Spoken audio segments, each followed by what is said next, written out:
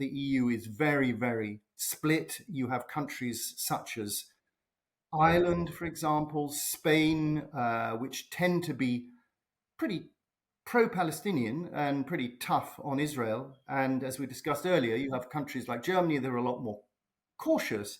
But even there, the German Foreign Minister Johann Wadephul, who was recently in Israel, was talking tough to the Israelis. With me today, Peter Conradi, the Sunday Times' Europe editor. Peter, there's a split emerging seemingly between European countries over recognition of a Palestinian state, as well as other measures that could pressure Israel over the plight of Gazans. What's behind these splits? Well, I mean, these splits began to emerge, I think, after President Macron of France announced on July the 24th that France was formally going to recognize the state of Palestine at the UN General Assembly in September. So Macron had been indicating this since April. The original plan had been to do it in June at a conference that the French were going to organize with the Saudis, but then events got in the way. So this has been, this idea has been kind of, the French have signaled it. I mean, Macron signaled it, I think, as early as April. But as it's approaching, it is revealing the differences between the different member states. The three big European powers, Britain, France, Germany, have long coordinated their foreign policy moves. We talk about the E3, don't we? But here it seems France, that commitment is baked in. The UK, it's conditional, but seems more likely than not. But Germany's running kind of hot and cold on the issue of Palestinian statehood. It is indeed. I mean, Germany is in a very, very particular position which is dictated by its own terrible history, by the Holocaust. So for that reason, German relations with Israel have always been, in a sense, very different from those of other European countries with Israel. In fact, Angela Merkel, the former chancellor, went as far in a speech in 2008 to say it's part of Germany, is what the Germans call the Staatsräson, which is kind of the reason of the state of Germany for the state of Israel to exist. So, it's a very particular thing. The Germans have this special relationship with Israel, but the German government is looking at events in Gaza in the same way that other European governments, other European peoples are looking there, and is horrified by what it sees. The German voters, it seems, are becoming more and more pro-Palestinian in this context. And so the German government is caught between wanting to respond to that, wanting to follow France, and is caught between that and its traditional support of the state of Israel. If we think about France, Emmanuel Macron, as you say, has been talking up the prospects of this for months. Now, Canada, the UK, others agreeing with his plan to move in September at UNGA. Will he be seeing this as a win for him? In all this, I think it often gets forgotten that 11 EU states actually recognize already the state of Palestine. I mean, in some cases, this was a historic thing. The sort of the Central and Eastern European countries, the former communist ones, actually recognized it while they were under communist rule before they became part of the EU. The first country that actually recognized the state of Palestine while it was an EU member was Sweden back in 2014. And then last year we saw another three, Spain, Slovenia, and Ireland joining in, as well as Norway, which is not an EU member. So the tide is moving in that direction. Macron will have been encouraged by the fact that Canada shortly afterwards made approving noises, and it seems to be headed in the same direction. I think he's a little exasperated with the British approach, which is, I think, for him too cautious. But the Germans, in a sense, are the big obstacle, and one also shouldn't forget Italy, Giorgia Meloni's Italy, which has very, very good relations with Arab states. I mean, not least because of the geography. They have to. But they also are not rushing to recognize Palestine. I mean, it is quite interesting. Meloni's logic seems to be that if you recognize it, there's a danger that you will somehow give the impression that the whole problem has been solved, which it won't have been. And so she is sort of saying, essentially, we've got to solve the problem first, and then we proceed to formal recognition. For those countries that are, as you say, going against the tide, how much does pressure from the US play into this? I mean, in the case of Germany, I don't think that much. The German government has been relatively robust when it comes to dealings with America, be it on tariffs or be it on other subjects. Friedrich Merz, the new chancellor, is in quite a strong position. He's not the kind of guy that gets pushed around by anyone, even Trump.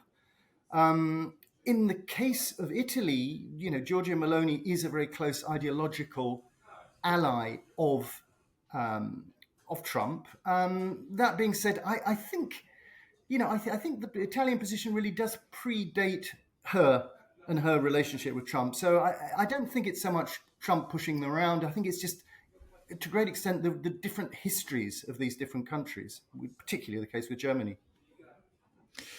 The accusation from some in Israel is that Britain and France are moving in response to domestic electoral pressures from Muslim voters who might support Macron or Starmer's party. Do you think that's a fair claim? I think there is a feeling from European politicians that they should be doing more to bring peace to the region. I mean, the question is, does recognizing Palestine as a state actually bring that process closer? And there's a lot of debate about that. But I think the French attitude was summed up well by Jean-Noël Barrot, the French foreign minister, at a conference last week at the UN, who said, this whole area, Palestine, Gaza rather, is turning into a dying ground, as he put it. We cannot wait no longer. We need to do something. And to answer domestic critics, he's saying, we're refusing to let what he called the cause of war prevail, but also we're refusing to let Hamas prevail. And that is the French stance, but whether it actually will succeed, and indeed whether it'll make any difference, remains to be seen. Those European voters you mention are watching these horrifying pictures day by day from Gaza. Is recognizing a Palestinian state the only tool left for Europe to pressure their traditional ally, Israel, over this? No, it's not. I mean, there are a whole series of other measures which would, I think, probably be a lot more effective in pressurizing Israel. That makes the whole thing slightly ironic, all the concentration on this. I mean, this is a hugely symbolic gesture. But I mean, if Israel really wanted to get tough on Israel, if it really wanted to say, you have got to allow greater access to food deliveries, to humanitarian food deliveries, you have got to find a solution, then there are all manner of sanctions that European countries could go down the path of introducing. Would they actually go as far as to do that? The EU is very, very split. You have countries such as Ireland, for example, Spain, which tend to be pretty pro-Palestinian and pretty tough on Israel. And as we discussed earlier, you have countries like Germany that are a lot more cautious. But even there, the German foreign minister Johann Wadephul, who was recently in Israel, was talking tough to the Israelis. So there's a whole manner of things that could be done. Whether they will be done, though, as ever, with Brussels is difficult to say because it requires wide agreement. Plus, everyone, of course, in Brussels is now going on holiday. Of course, with the European Union as Israel's largest trading partner, trade sanctions could be pretty powerful, or even restricting Israel from the Horizon Science funding program. What's the likelihood they could either get the qualified majority or a majority to bring in that sort of thing? Yeah, I mean, you're right to highlight those two things. I think it really depends on events in the next few weeks, the next few months. I mean, there is this kind of ratcheting up of pressure from the European side, whether through the symbolic gestures or through the sort of the hints that something more concrete might follow.